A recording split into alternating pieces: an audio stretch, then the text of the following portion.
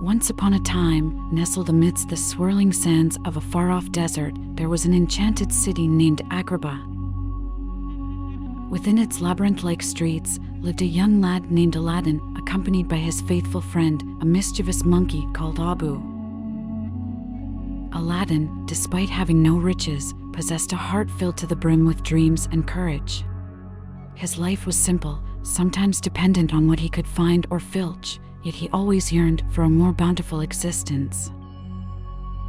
He had dreams of a life free from the daily grind of street survival. Dreams of delicious meals rather than pilfered scraps. Dreams of a future as golden as the sand that surrounded his city. One fateful day, Aladdin's life took a turn. An encounter in the busy marketplace introduced him to a pair of hypnotic eyes that belonged to a lady as beautiful as the morning sun.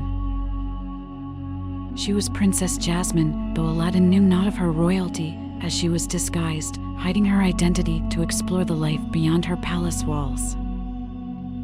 Their encounter was brief but impactful, leaving Aladdin with an impression of a spirited and kindred soul. Little did he know, their destinies were now interwoven. In the shadowy corners of the city, the Sultan's wicked advisor, Jafar, hatched an evil plan. His fiery eyes had seen something in Aladdin, a potential key to his darkest desire, acquiring a mystical object of unimaginable power, a magical lamp hidden in a perilous cave. Under Jafar's treacherous guidance, Aladdin found himself at the mouth of the ominous cave. It was a gaping maw in the desert, a lion's head carved into the sandstone, waiting to swallow up the faint-hearted. But Aladdin was no such man. With Abu at his side, and a flickering torch held high, he plunged into the darkness. The cave was a place of magic, filled with towering mountains of gold, sparkling gems, and artifacts of unimaginable value. And there, nestled between glittering piles of treasure, he found it, an ancient, tarnished lamp. It was an odd treasure to risk a life for, Aladdin thought, but destiny had a way of making the most mundane things extraordinary. Just as Aladdin lifted the lamp, Abu, being a monkey with an eye for shiny objects, touched a forbidden treasure. The cave began to rumble, and the once dormant lion seemed to roar to life, its mouth closing shut. Lava started flowing, replacing piles of gold, and in the rising panic and chaos, Aladdin, Abu, and a surprising new friend, a flying carpet they had encountered, tried to escape. Trapped and with no way out, Aladdin, in desperation, rubbed the lamp. As if made of smoke and mist, a towering, blue figure emerged, stretching and yawning as if waking up from a long slumber. This was the genie of the lamp, a whimsical creature with cosmic powers and an even larger heart. "Thank you, Aladdin," boomed the genie, the echo bouncing off the narrowing walls of the cave. "For freeing me from my prison, you get 3 wishes." His mind racing amidst the encroaching danger, Aladdin's first wish was instinctual. "I wish to escape this cave." As if by magic, which, of course it was, Aladdin, Abu, and the carpet found themselves whisked away, the roar of the cave fading into the distance. Back in the city, Aladdin used his second wish. The memory of Jasmine's enchanting eyes inspired him. "I wish to become a prince," he stated, hoping to win her heart. The genie clapped his hands, and in a whirl of magic, Aladdin's ragged attire transformed into royal garments of silk and gold, shimmering under the desert moonlight. Abu, too, was transformed from a small monkey into a majestic elephant. Suddenly, Aladdin was not just a street urchin, but Prince Ali, a man of respect and wealth. But becoming a prince was more than just fine clothes and grand titles. Aladdin had to convince not only Jasmine, but the Sultan and all of Agrabah of his authenticity. With the genie's guidance, and through a spectacular parade, Aladdin, or rather, Prince Ali, entered the palace with grandeur. Yet, under the royal disguise, his heart pounded with anxiety and anticipation. In the palace, Aladdin met Jasmine again, this time as Prince Ali. she seemed unimpressed by his riches and grand entrance, making Aladdin realize that the princess was attracted not to wealth, but to authenticity and courage. One evening, using the magic carpet, Aladdin took Jasmine on a mesmerizing ride under the starlit sky, soaring above the sparkling city and drifting amidst the clouds.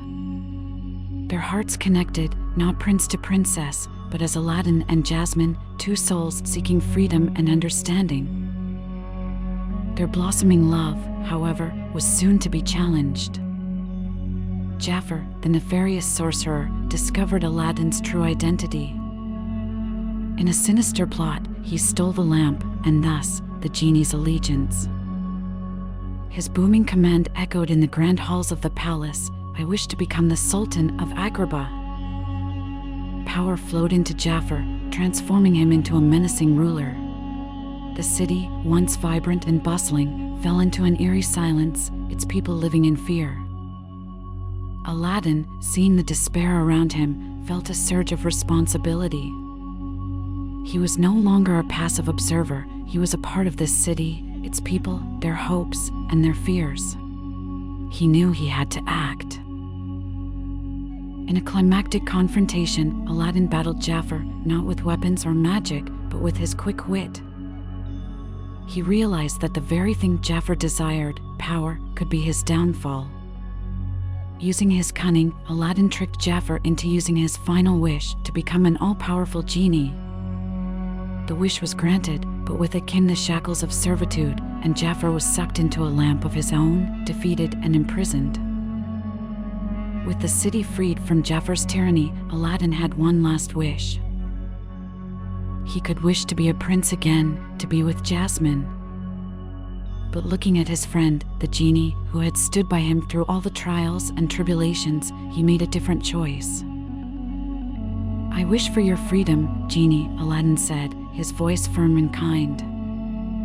In that moment, the genie, who had been bound for millennia, was free. His shackles broke, and a joyous laughter filled the air, echoing the collective relief and joy of the city. With the dawn came a new beginning. Aladdin, no longer a prince, confessed his truth to Jasmine and the Sultan. His honesty, coupled with his bravery, impressed the Sultan so much that he allowed Jasmine to marry whom she wished. And she chose Aladdin, the diamond in the rough, for his bravery, kindness, and authentic spirit. Thus, under the golden hues of the Agrabah sky, Aladdin and Jasmine began a new journey together.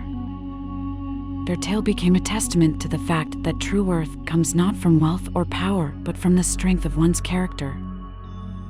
The city rejoiced, celebrating the victory of love and truth over deceit and greed. The genie, now free, chose not to wander aimlessly through the cosmos, but to remain with his newfound friends. As the sun set on the eventful day, Aladdin, Jasmine, Abu, the magic carpet, and the genie gathered on the palace balcony, looking over the city they had saved. The wind was soft, and the city of Agrabah glowed like a jewel in the desert, calm and serene. In the streets, the people of Agrabah sang and danced, their cheers and laughter filling the air.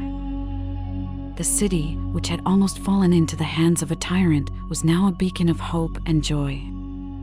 The darkness had been lifted, replaced by a reign of kindness and justice.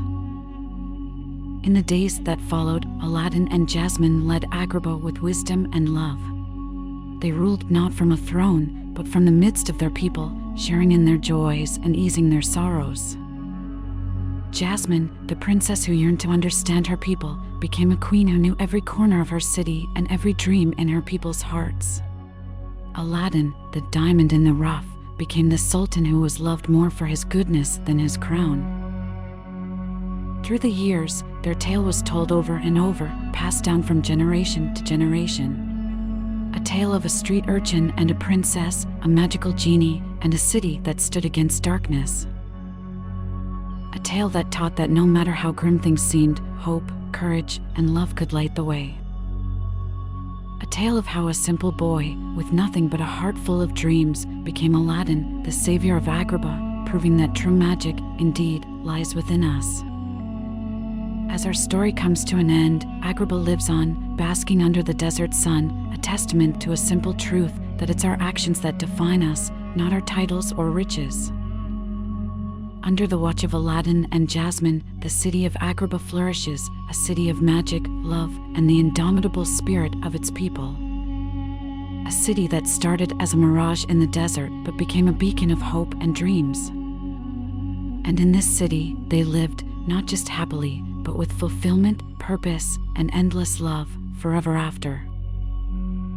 So, dear listener, remember this tale, for it's not just a tale of magic and adventure, but a reminder that the power to change our destiny lies within us.